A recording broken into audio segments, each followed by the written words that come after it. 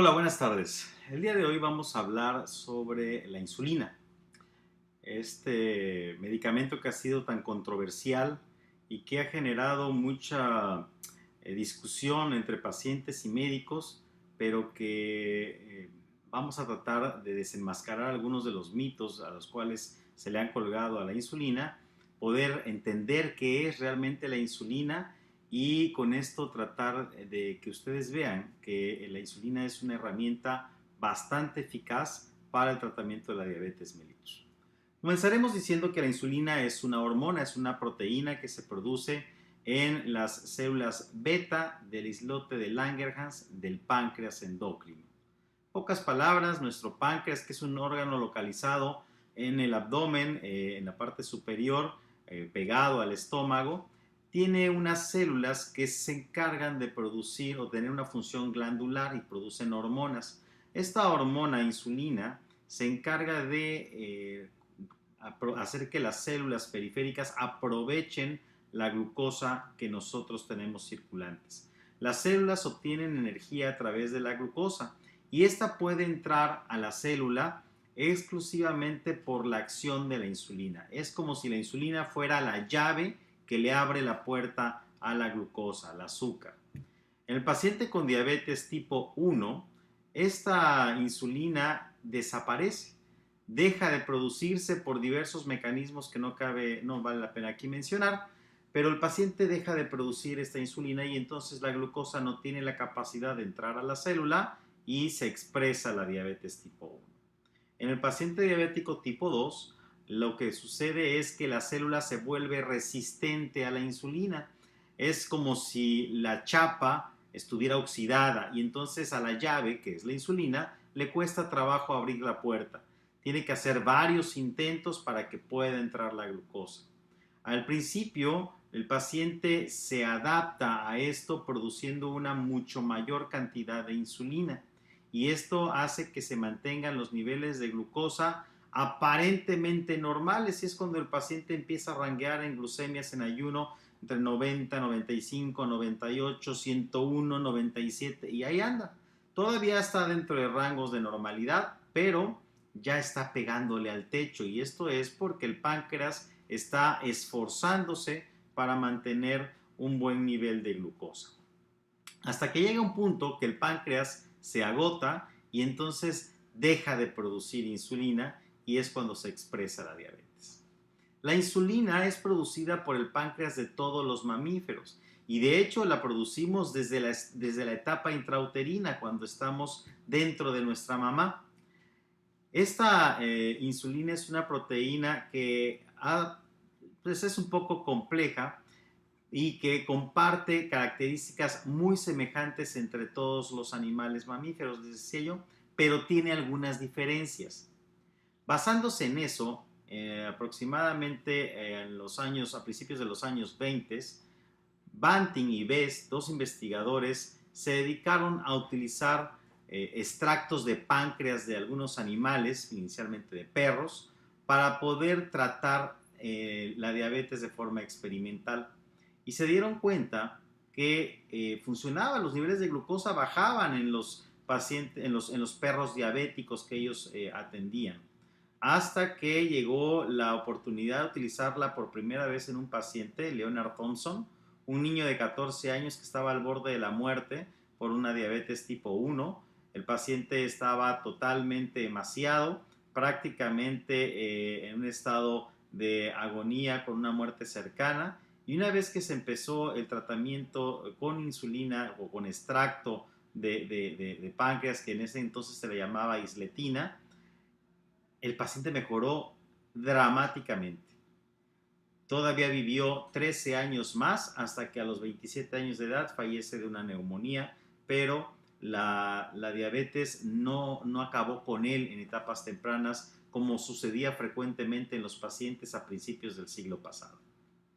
A partir de ahí se ha ido perfeccionando la obtención de la insulina. El problema es que durante muchos años se estuvo obteniendo de páncreas de res o páncreas de puerco Y esto, bueno, pues sí, ayudaba a mejorar la glucosa, pero generaba reacciones alérgicas muy importantes en muchos pacientes.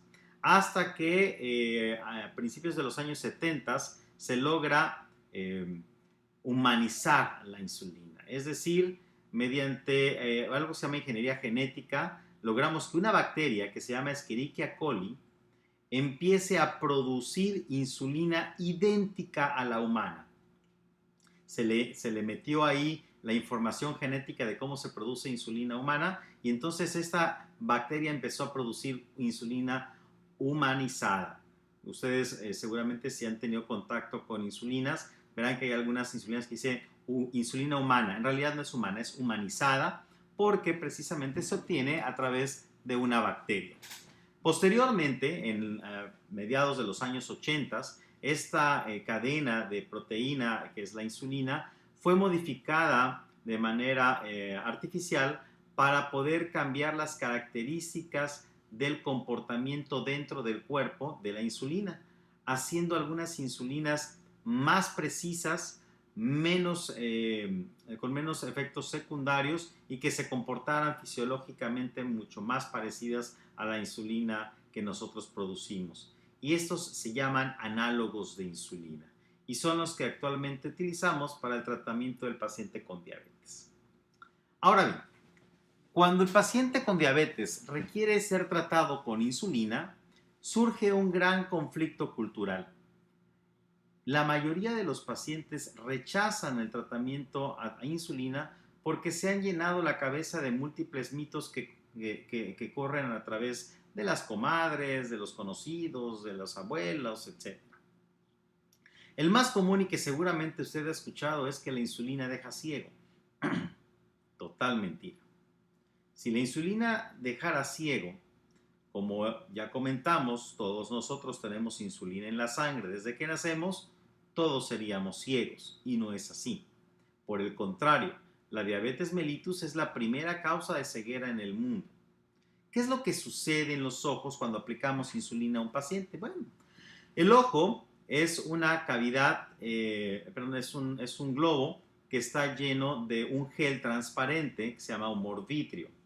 Este permite el paso de la luz desde la córnea, que es un cristal que tenemos al frente, y esta córnea, que es un lente, va a invertir la imagen de lo que nosotros vemos para proyectarla en la parte de atrás que se llama retina. Y a partir de ahí se integrará una imagen hacia el cerebro, igual que los lentes de las cámaras. Cuando un paciente diabético tiene la glucosa muy elevada, este humor vítreo se llena de azúcar y entonces sucede más o menos como sucedería si ustedes agarran un vaso con agua, le echan mucho azúcar y ven que a través de él se verá de una manera distinta. Hay alteraciones en la refracción de la luz. Sin embargo, como esto va sucediendo poco a poco al paso de los años, el paciente se adapta y ya se acostumbra a ver de esa manera. En el momento en el cual nosotros aplicamos insulina, la glucosa de la sangre y la glucosa dentro del ojo descienden rápidamente, generando cambios nuevamente en esta refracción, permitiendo que la luz entre de una manera más intensa y esto lo podemos equiparar más o menos como cuando estamos en la oscuridad y nos prenden las luces. El paciente en realidad está empezando a ver mejor, pero como se había adaptado a ver mal, el paciente lo interpreta como una dificultad para ver, como que está perdiendo la vista y es cuando empieza el miedo. Segundo mito, la insulina es lo último para el paciente con diabetes.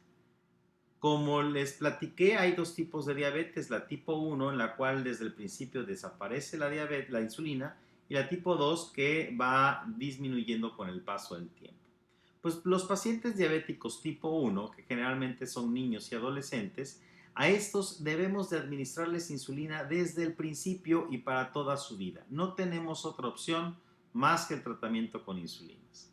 En el paciente diabético tipo 2 podemos empezar a utilizar insulinas desde el primer día que se conoce como diabético, sobre todo si tiene niveles de hemoglobina glucosilada por arriba de 10, si está con pérdida de peso o con síntomas clásicos de la diabetes. Posteriormente se puede suspender y dejar solamente con orales, pero se puede usar desde el principio. Si un paciente requiere ser hospitalizado, necesitamos usar insulina durante la hospitalización. Si una paciente se embaraza, es muy recomendable que su tratamiento sea a base de insulinas durante el embarazo. Si un paciente tiene una enfermedad o toma un tratamiento que descontrole la glucosa, durante ese tiempo, ese lapso de tiempo, deberá usar insulina. Y además, cuando los pacientes diabéticos tipo 2 ya no producen nada de insulina, que se llama agotamiento pancreático, efectivamente es la etapa final de la diabetes. Esa etapa requerirá usar insulina. Sin embargo, esta etapa, aunque sea la etapa final, no quiere decir que al paciente le quede ya 1 año o 2 años de vida, no. Normalmente esto sucede entre los 15 a 18 años de ser diabético y puede durar 10, 15, 20 o 30 años el paciente con insulinoterapia, dependiendo por supuesto de su buen control. Tercer mito, la diabetes acelera la mortalidad de los pacientes. Bueno, perdón, la insulina, el uso de insulina acelera la mortalidad de los pacientes. Seguramente alguno de ustedes habrá visto un paciente que durante mucho tiempo se trató con orales y en el momento en que le aplican insulina, al poco tiempo fallece. ¿Por qué sucede esto? Puede suceder por dos cosas. La primera, porque a lo mejor el paciente requería insulina muchos años atrás, se negó a ella y cuando ya estaba realmente muy mal, aceptó usar lo que sea, pero ya realmente poco se podía hacer por él. La otra es que el paciente tuviera muchos años de ser diabético, tuviera ya complicaciones micro y macrovasculares y que se hubiese calculado inadecuadamente la dosis de insulina, lo cual pudiera descender demasiado la glucosa y esto generar algunas complicaciones que pueden desenlazar en la muerte. Sin embargo, en pacientes en los cuales la insulina se utiliza a tiempo, lo cual nosotros denominamos insulinización oportuna, la insulina, lejos de acelerar la muerte, produce vida y mejora la calidad de vida de los pacientes, como sucedió con Leonard Thompson. Siguiente mito. La insulina baja demasiado el azúcar. Este no es un mito, sino más bien una complicación que se puede manejar si somos prudentes y el médico sabe manejar bien las insulinas y el paciente se mantiene en contacto con el médico.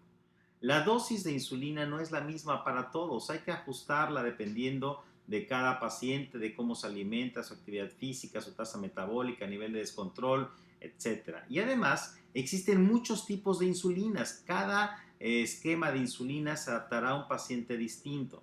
Si yo utilizo un esquema inadecuado para mi paciente o utilizo una dosis exageradamente elevada para mi paciente, o si mi paciente no come cuando se aplica la insulina, o si mi paciente aumenta su actividad física sin decirme nada, entonces se puede suscitar una hipoglucemia, que es una disminución de los niveles de glucosa, y el paciente se sentirá muy mal y es algo bastante grave. ¿Okay?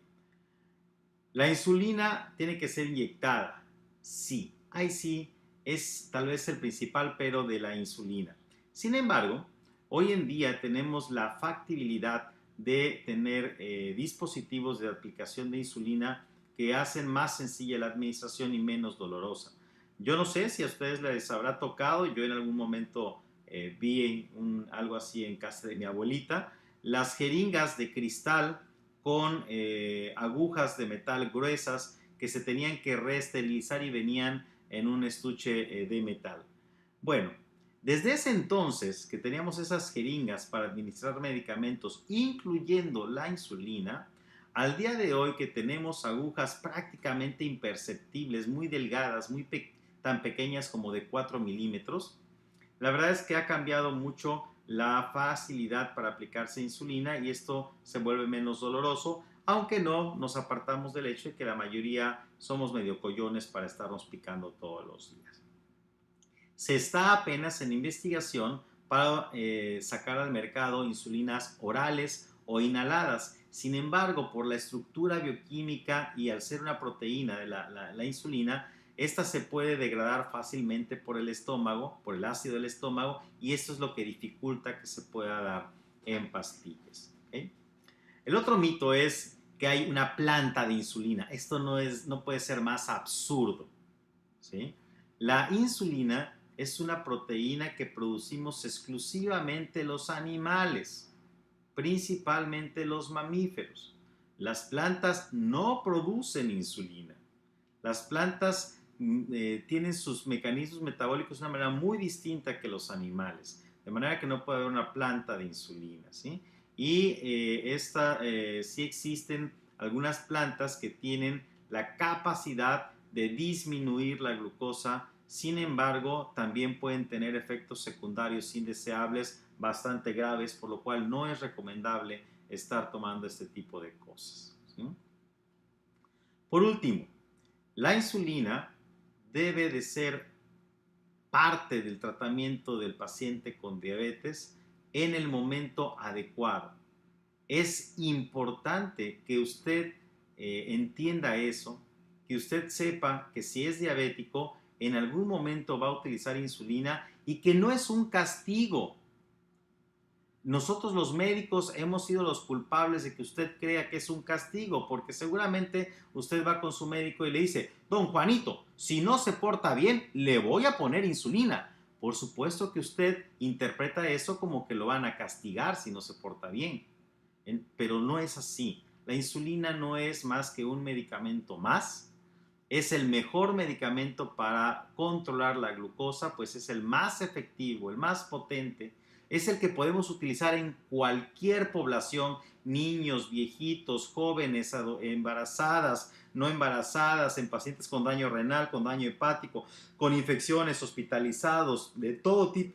Podemos utilizar la insulina en estos pacientes. Entonces es el medicamento más versátil, el que menos efectos secundarios tiene y lamentablemente es el que menos se acepta su utilización por la presencia de creencias, mitos y además porque también nosotros no nos damos el suficiente tiempo para poder explicarle a usted por qué debería de usar insulina. Espero que a partir de ahora entienda usted por qué su médico le recomienda tratamiento con insulinas, entienda usted por qué no debe de decirle a su comadre, a su prima, a su hija, a su abuela que no se ponga insulina, por favor no haga eso, ¿sí? Y espero que les haya servido esta información. El día de hoy nos alargamos un poquito más que en otros videos, pero espero que les haya servido. Hasta pronto.